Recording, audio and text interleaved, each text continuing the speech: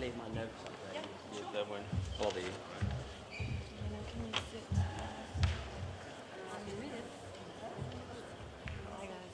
All right.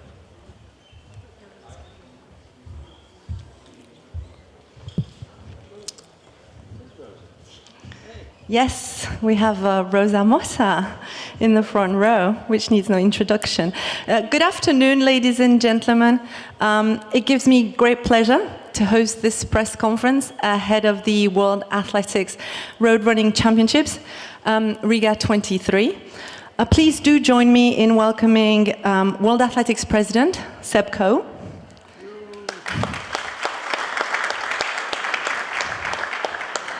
Igars Nords, the president of the local organizing committee.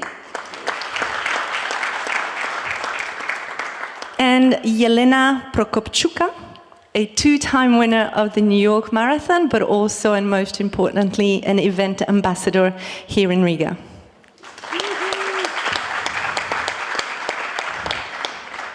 Seb, you do know this is the time where I pass on the floor to you for your opening remarks. If you... No? Okay, change of plans then.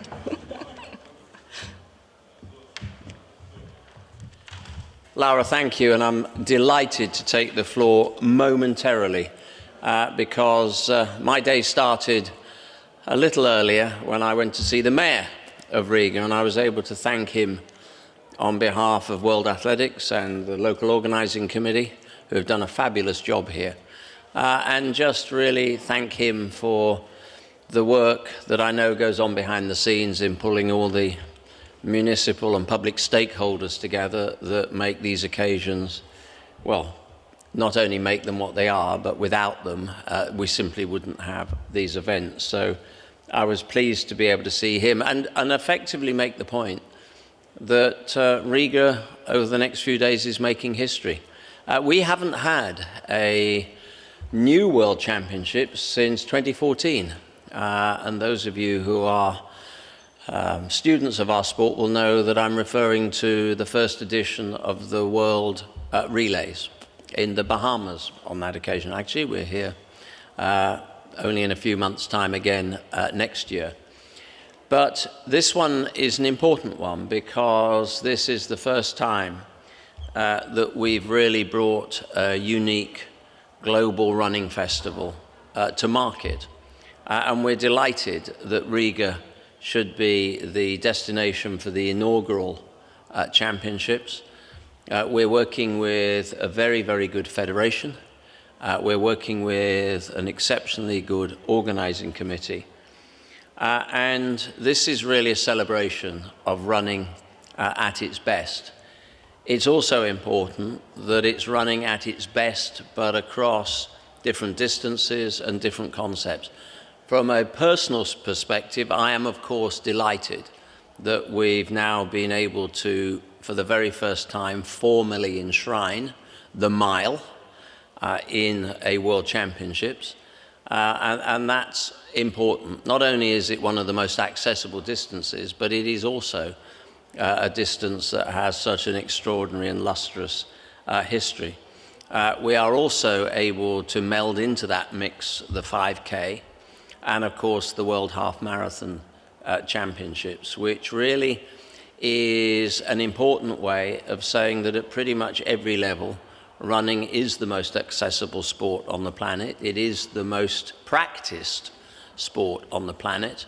And there are some really important clues and messages about the way our sport has to develop over the coming years. And I see Riga as not just a global festival of great running and a suffusion of outstanding middle distance and endurance runners and participants. I also see this as an important way of democratizing our sport. There can be very few sports anywhere in the world that could claim to have fields where you can, as a recreational runner, compete in the same event and in the same championships and in the same discipline as an Olympic champion or a world record holder at the front of the field. And that really, in a way, I guess, sums up what we have all tried to achieve here. The participation events also start tomorrow, but they start with a very important concept that is also of high priority in world athletics, and that is our approach, our new approach to kids athletics. So I'm delighted that tomorrow we have the Rimi Kids Day. It's the first time that a World Championships series has focused on the younger element in our sport, the entry point in our sport, if you like. And it's a day specifically devoted to kids and kids athletics. And I think that this is a template that we need to see across many more of our events and disciplines. I'm also delighted that there's been such keen interest off the back of the inaugural event here in Riga that the Council approved a recommendation, the World Athletics Council approved a recommendation that we turn this into an annual event. Don't worry, we're not asking you to do it every year, much that we would like to, but I am delighted that we have observer teams here from the 2025 edition that will be San Diego, and then of course 26, a little closer to home, Copenhagen. And I'm delighted that they're here absorbing and understanding. Just like the athletes, we want to be better this time next year than we were this time last year. And that has to be the guiding principle to the way we deliver all our events. So I'm delighted to be here. I'm delighted that you, the media, have given up time to be here and to support us, and I'm only delighted that my last visit to Riga was sometime in February, where I agreed to actually run the mile course and woke up to about a metre of snow. So it's very nice to be able to walk from the hotel here in such lovely weather, and I think actually looking at the weather forecast for the course of this weekend, I'm delighted that this should be pretty perfect conditions for most of the athletes to be competing in, and particularly the participant athletes who may be coming into these events with slightly less background than obviously the elite athletes that are used to acclimatization. So for all those reasons, thank you very much for being here. Thank you to Riga, the city of Riga, the people of Riga, and also the organizing committee and the member federation, which I have to tell you is a very good member federation. We're delighted that you're here and have been so supportive in this whole process. So Laura, back to you. Thank you.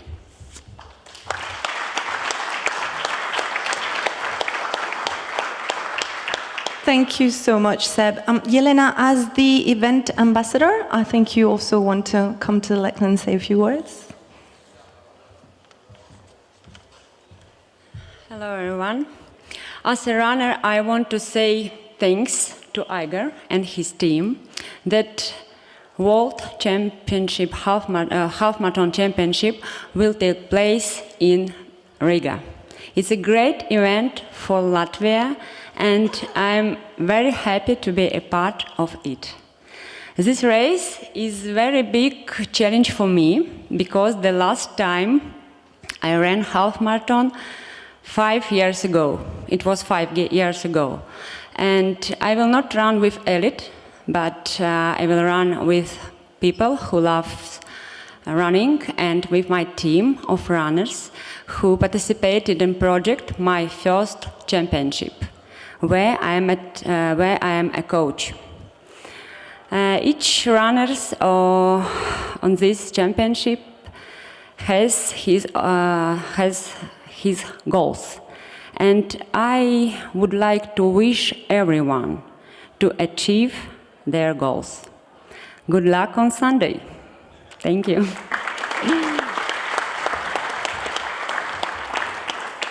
Thank you so much, Yelena. Igors, you're last but not least. If you want to come to the lectern, thank you. Thank you. Hello, everyone, and thank you, Mr. Sebastianko, and thank you, Yelena, for the opening remarks. Yeah, you know what? In 2021, when we were bidding for this World Championships here in Riga, we had this one secret goal, but very long-going goal in our minds. That was to put Riga on the world road running map. We already had at that time the only Northern Europe gold label marathon, but we saw this championship certainly was something really, really special that we really wanted to get. So anyway, so here we are 2.5 years later, and on the eve of this very unique championship. And all I can say is that we have probably achieved, not yet, but we will have achieved our goal by the end of Sunday, since Sebastian Coe already announced us as the world road running capital of the world 2023 in February. But in general, I have to say that this championship marks several historic firsts. Well, first of all, it is the first World Athletics serious event that has ever happened in the Baltic countries, so it's the first in history, that's one. Second of all, it's the first World Road Running Championship. And third of all, it's the first World Athletics Road Running Championship where the mass race runners can run together with the elite. And that is absolutely something unique, as Seb already mentioned. And I'm very happy that Riga and Riga Marathon team has been entrusted with this very significant, actually, task to do this first championship and to basically write a new page in road running. That's how we see it, and that's how we are going to do the race over the next 2 days. I wish everyone good luck. Have a really inspiring race in our beautiful city. But before I finish, I have to tell you a little story about Latvian art. You know, one of our sub-goals when organizing this championship was certainly to bring Latvian art to the world. You can see this t-shirt on myself. It is done by Vilhelms Purvītis, pretty much the most famous Latvian artist of the 20th century. So this is one of the guys we were bringing to the world. But the other one is Niklaus Strunke, and you can see this picture also inspired, the picture you can see on the cover of this book, this picture inspired the design of all the medals of the championship. And I'll kindly ask the mascot to show the gold medal of half marathon championships. And the reason why I'm showing this is that during Seb's first visit here in Riga, we discovered that not only, well, apart from sports, not only he's a fan of jazz, but also an admirer of art. So during his first visit, we gave him a full retrospective of this artist, of Purvītis. And now we thought, after all, it's his birthday today. Let's give him another present. And that is a full retrospective of Niklaus Strunke. So ladies and gentlemen, happy birthday to Sebastian Coe. And let him have the best birthday of his life in Riga. Thank you, sir. Thank you very much. That was very unexpected. Thank you. That's very kind of you. All right, thank you. Thank you, Igors, and a happy birthday, Seb. We wish you the very best of days today. It's now time to open the floor to questions. So we have 2 microphones in the room. I can't see them right now, but I'm sure they're somewhere. So if you do have a question, please raise your hand and specify who you're addressing your question to.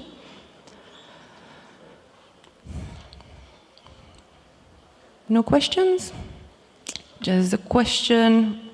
David, here, thank you.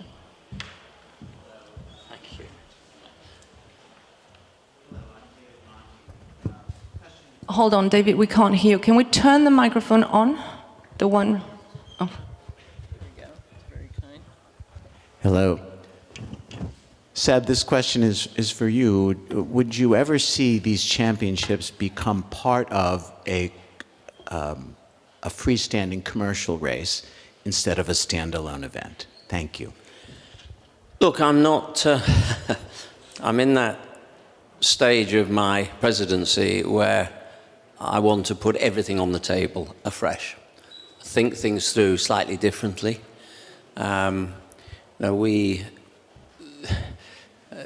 Without going into the weeds too quickly, the first 4 years of my presidency were about keeping the ship afloat, and we'd been holed below the Plimsoll line, as you would say in nautical terms. The next 4 years were literally about clearing the in-tray of all the things we probably should have done a bit quicker, but we weren't in a position to do. And so the next 4 years, the final 4 years of my presidency, has to be focused on product and competition. And what does the sport look like? How accessible is it? How does it fit into the lifestyles of young people? And yes, you know, how does it improve the entertainment value? So these are all the things that are on the table. So be prepared for change. Thank you, Seb. I think we have a question on this side. Thank you. A question to Yelena. I must be very proud, I guess, to have these championships. You must be very proud to have these championships in Latvia. But I'm wondering, what do you think these championships can do in terms of inspiring the next generation? Because I suppose we've seen in the likes of Agate Kaune, there's a lot of good talent coming up in the ranks in Latvian distance running.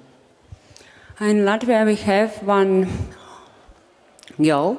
She's amazing girl. She won 2 gold medals in U20, 5 and 3,000 meters. And she was in Budapest in World Championship, but she ran the best qualification, yes, but unfortunately she has a small pause to for injury, and she has a big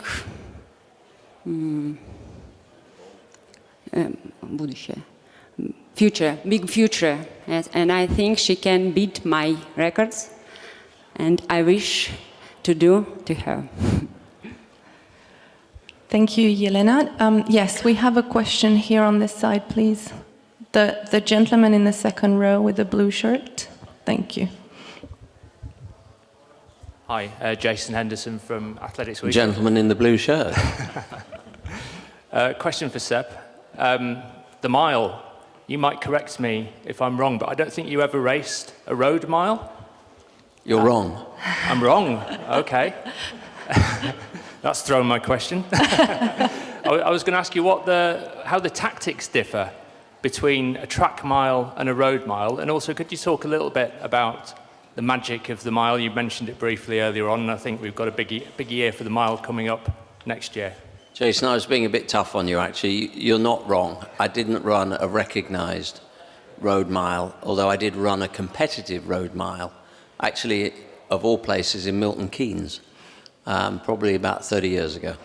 So it's a very different... I mean, I've run the road. The reason that road is important to me, as is cross-country, is it was a staple part of my development as an athlete. I don't think any endurance athlete that has pretensions to being competitive on the track, certainly middle distance, can come through a career without having done cross-country and road. It just, you know, I just see them as all being inextricably linked, and maybe we need to reinforce that point to the new generation of coaches, that it is really an important part, mentally and physically, of the conditioning of an athlete. So road for me has always been very, very important, and road is very, very different from track. As you know, you've got athletes that can run a whole heap quicker on the road than they can on the track, and it's not about innate ability or the transferability of the surfaces. It's actually just a different mental mindset. And if you've got a straight mile in front of you, it demands pace judgment, it demands a focus that you probably don't have on the track, because there's a lot of stuff happening around you all the time. So it is different, and actually we've got I've seen some outstanding road miles. I've watched the Fifth Avenue Mile, I've watched road miles in European cities, and it's very different, but it is very different, but it's a very different type of mentality that you take to a road than you do on the track. And it's something I recognized from about the age of 14 or 15 when I started out as an endurance athlete. I wasn't an 800-meter runner. I was running 3,000s and 3Ks on the track, and 4 and 5 mile cross countries when I was 14 or 15. So for me, I can see the differences, and actually I think it was really helpful to have those different types of mentalities in the locker. Thank you, Seb. Do we have any more questions? Cal, go again. Question to Seb. There's obviously a lot of incredible athletes here, but the lady sitting in front of you, Faith Kipyegon, has done something very special this year.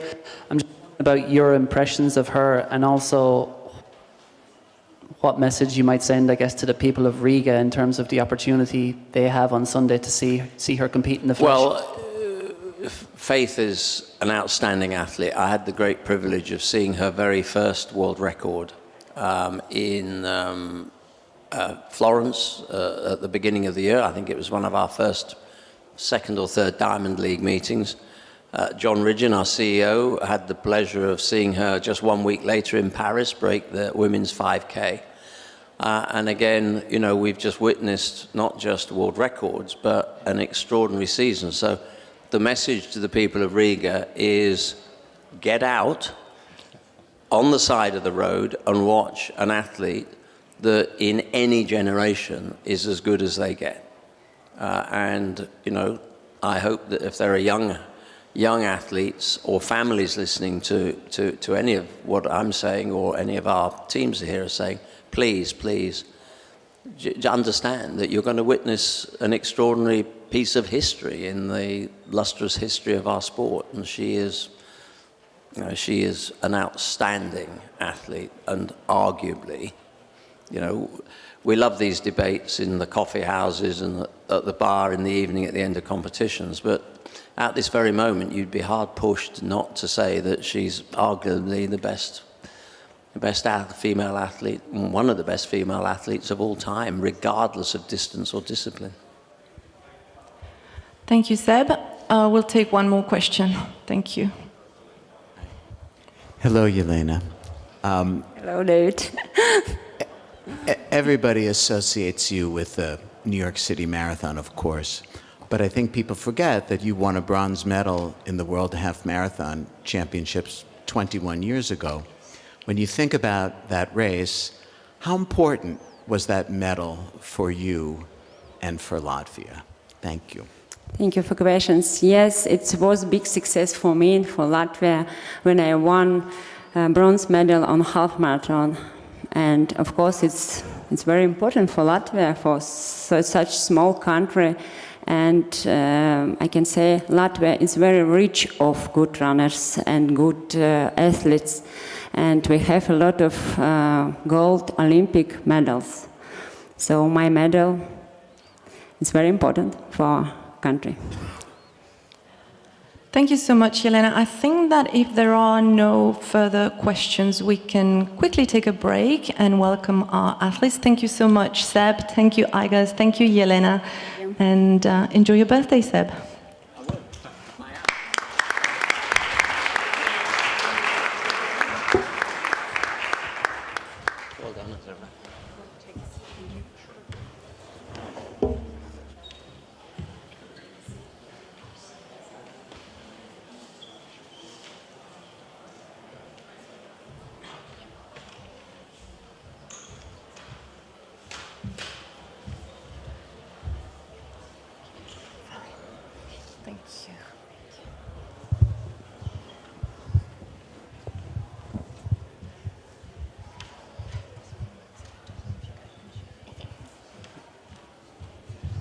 Thank you so much.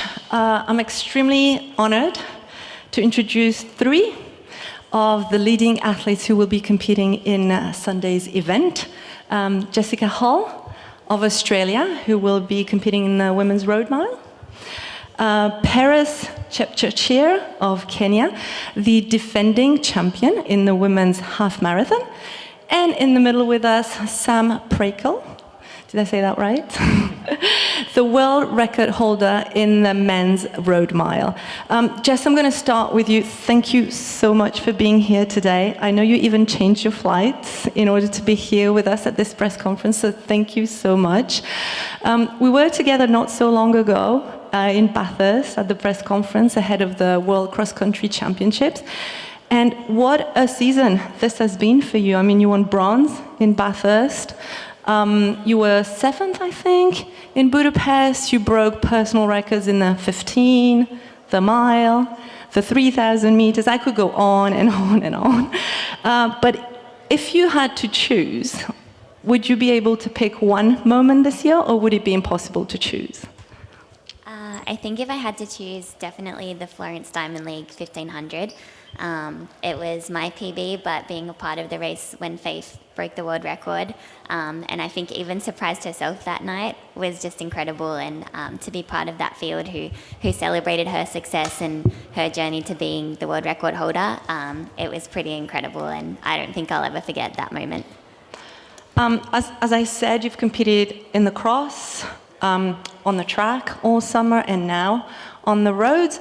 I'm tempted to say this is actually the beauty of our sport, the beautiful variety of, athletics in general and running in particular. Would you be in agreement with that statement?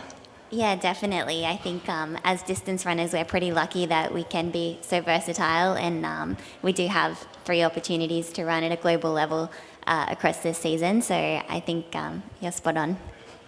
And on Sunday, you'll be competing against many athletes, but as we said, against Faith again. On a personal note, what are your ambitions for Sunday? Yeah, I think just to close out the season, it's been an incredible season, and I think if I can be just as consistent as I have been and tie a bow on what's been a great year, it's going to be really fun. And I'm sharing the start line with a lot of the Kenyan and Ethiopian women, Nozomi Tanaka of Japan.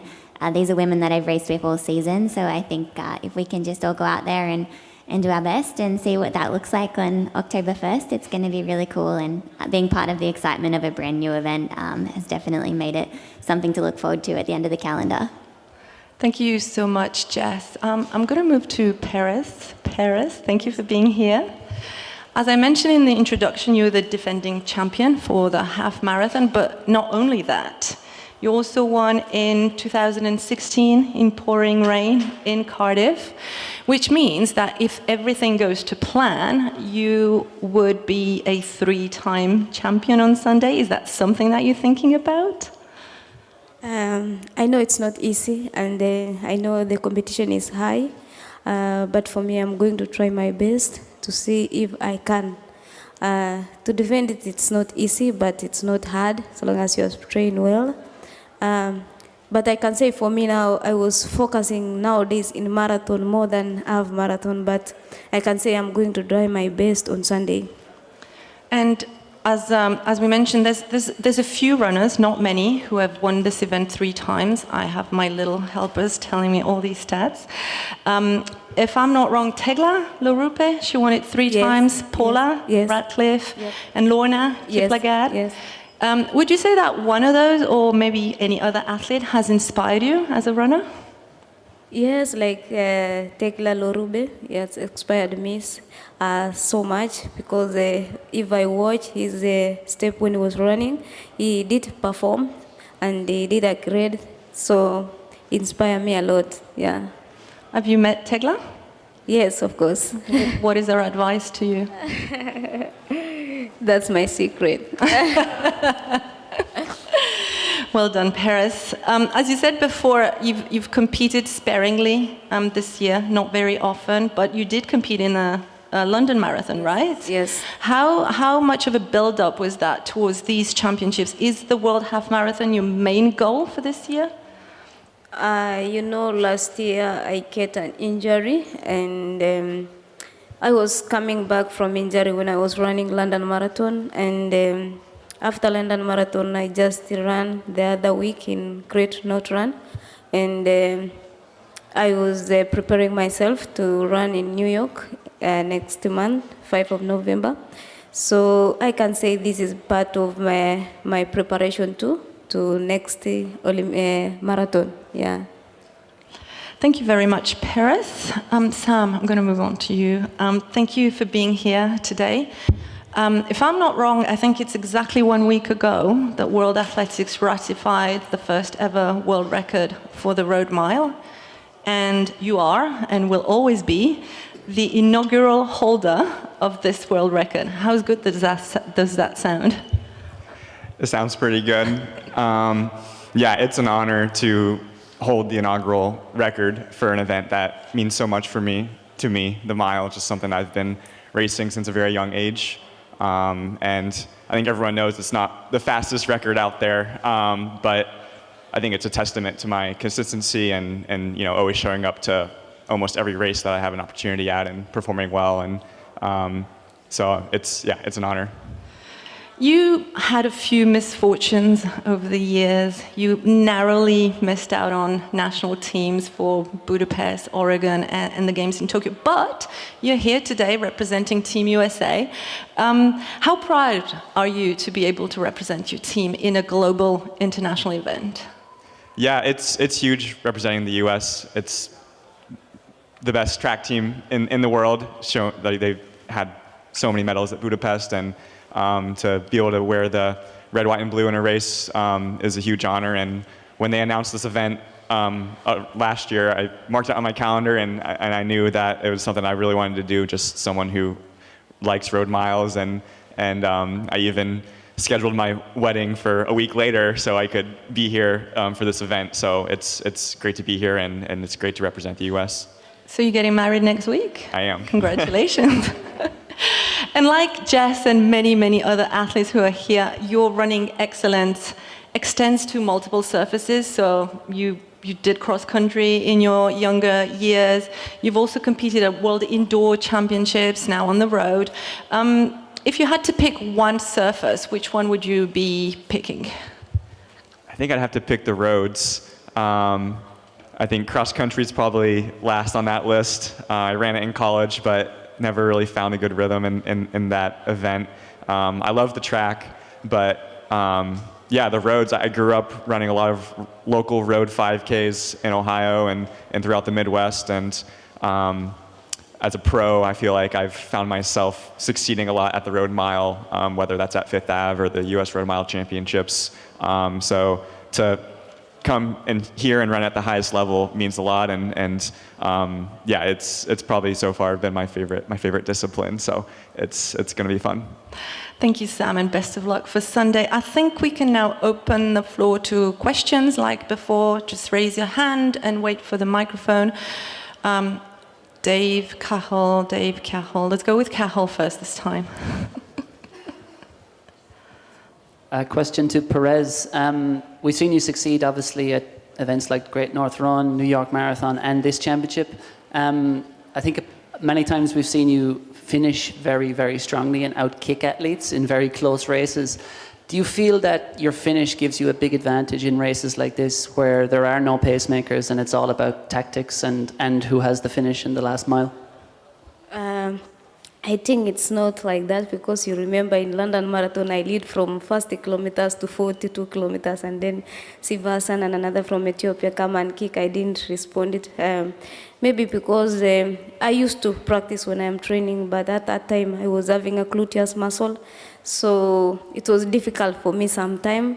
But for me, I can say that I used to prepare myself well and mentally. When it's becoming a lasting kilometers, I knew that I'm gonna win it. So it's difficult for me to surrender while I've seen the tape for crossing line. Yeah. Thank you, Perez. A question from here, please. Thank you. Hey, Sam, nice to see you. I did a little checking, and you've run 16 road miles. You've won 6 of them. You have 2 national titles, and you made the podium 12 times. Why are you so successful in road miles?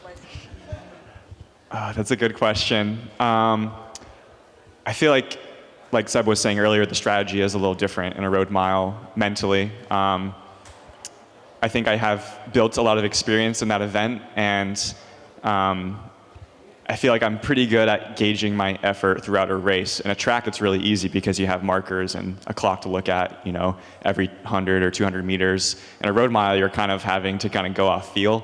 And I feel like as an athlete in training and racing, I've always done a good job of gauging my effort to get the most out of myself in every race. And on the track, sometimes it doesn't pan out because you're having to throw in other tactics and navigate around a field in just one lane. But a road, you have an entire, like, 2 or 3 lanes to just have space to move, and timing isn't necessarily as important because you can just move whenever you want because there's so much space on the roads. So I feel like I'm, just kind of good at knowing my body and gauging my effort throughout a race. I think, just knowing the course too is important. I think every road mile I do, I study the course and kind of, know when to make certain moves and how to gauge that effort.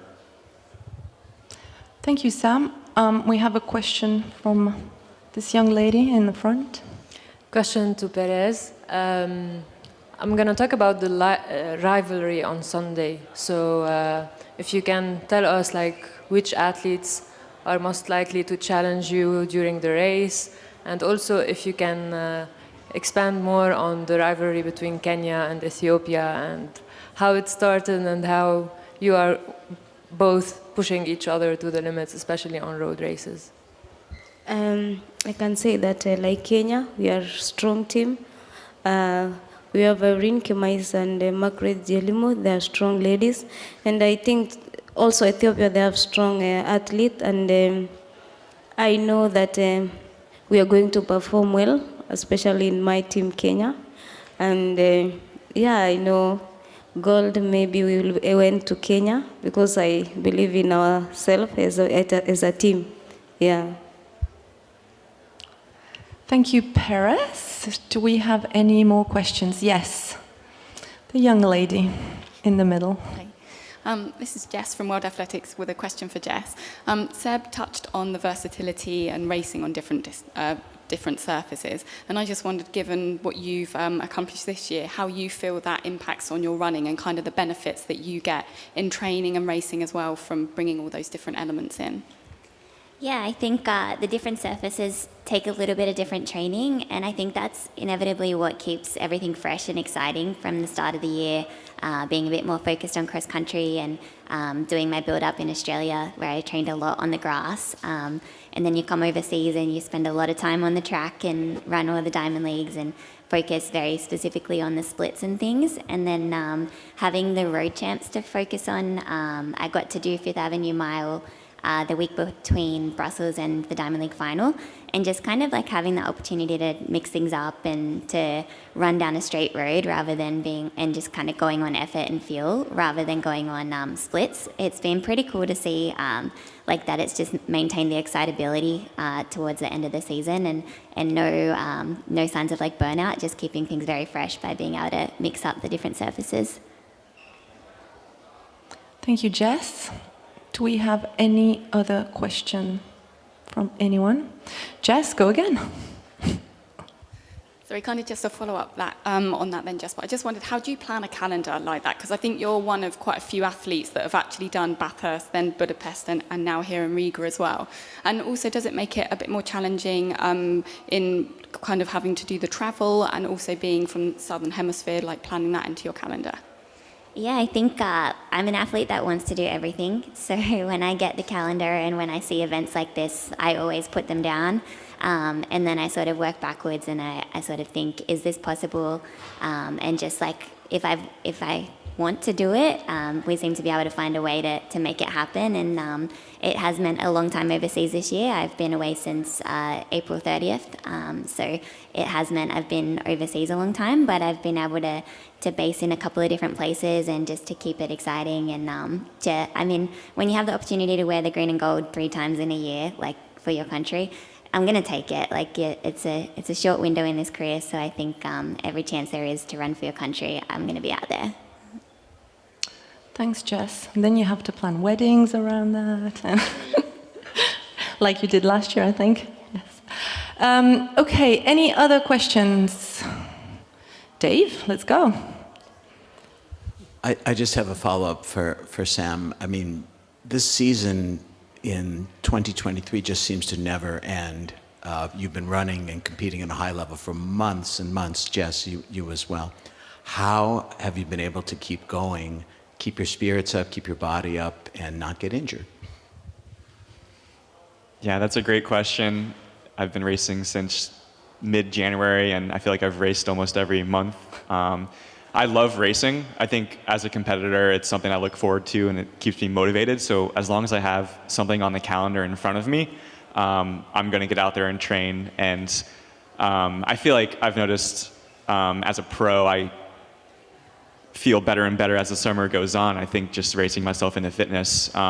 So just that knowledge that I have kind of unlocked potential also keeps me motivated, and knowing that I've yet to reach my best. So yeah, and then also having good training partners who are kind of doing the same thing helps a lot. I've been training with Kieran Lum, who runs for Canada and lives in Seattle, and is also running the road mile on Sunday. So having other guys doing the same thing, we kind of make it fun, and keeping it fun helps the season keep moving forward.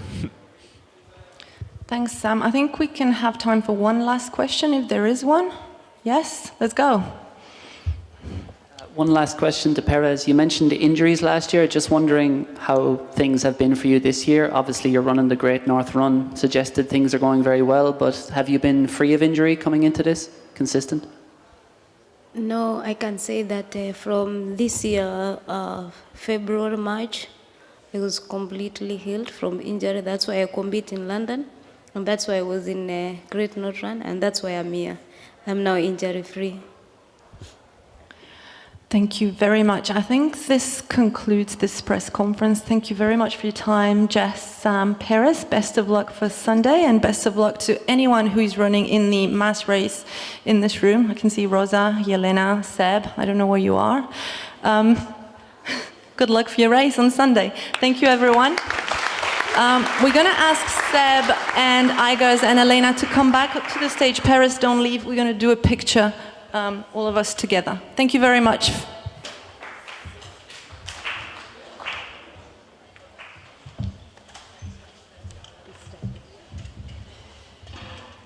Well done.